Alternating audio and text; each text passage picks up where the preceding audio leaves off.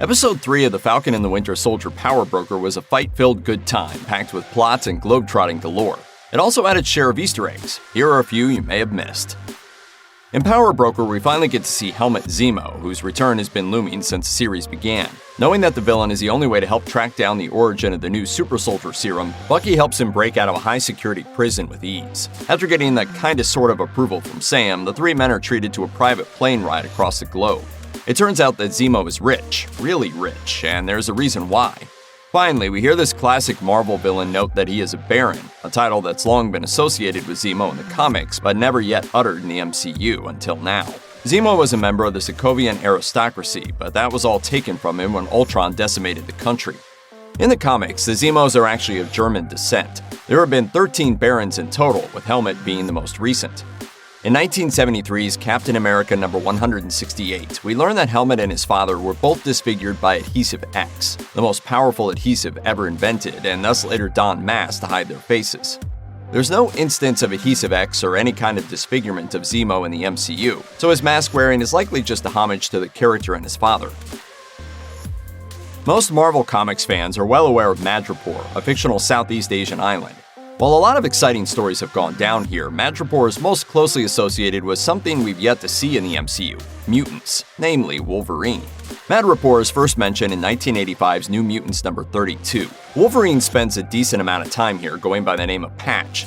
Even beyond Wolverine, though, the X-Men's connections to Madripoor are endless. We learn that Mystique wanted to set up an X-Men haven there in 2015's all-new X-Men number 37. Magneto uses the island as a temporary holding zone for time-displaced mutants in 2017's X-Men Blue number 1.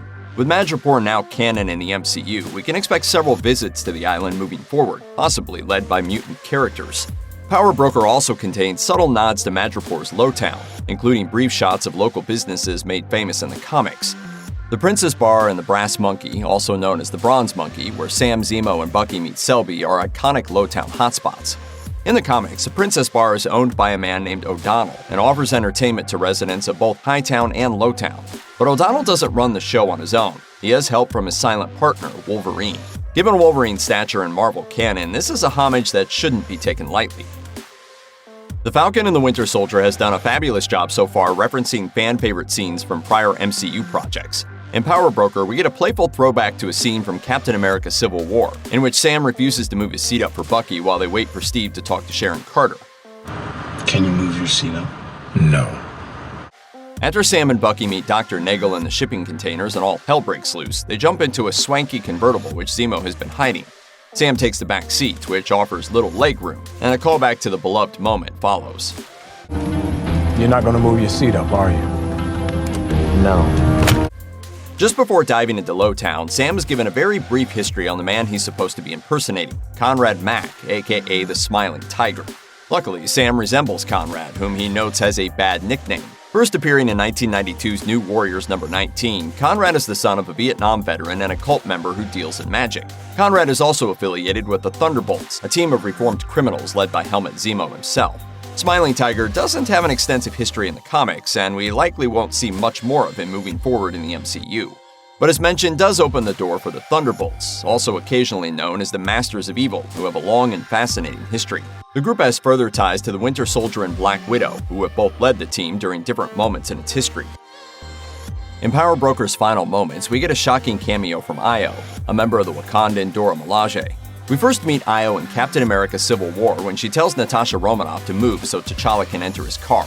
If Natasha refuses to comply, Io makes it clear that she will be moved by force. She reappears in Black Panther and Avengers Infinity War, serving under General Okoye. Io is here for one purpose and one purpose only, to collect Zemo, the man responsible for the death of King T'Chaka. Many unanswered questions linger, namely how the meeting between Bucky and Io came to be, and how the latter knows Zemo is out of prison and ready for the taking. Nevertheless, Io's appearance officially ties Wakanda into the events of The Falcon and the Winter Soldier.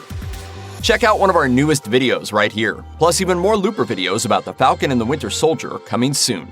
Subscribe to our YouTube channel and hit the bell so you don't miss a single one.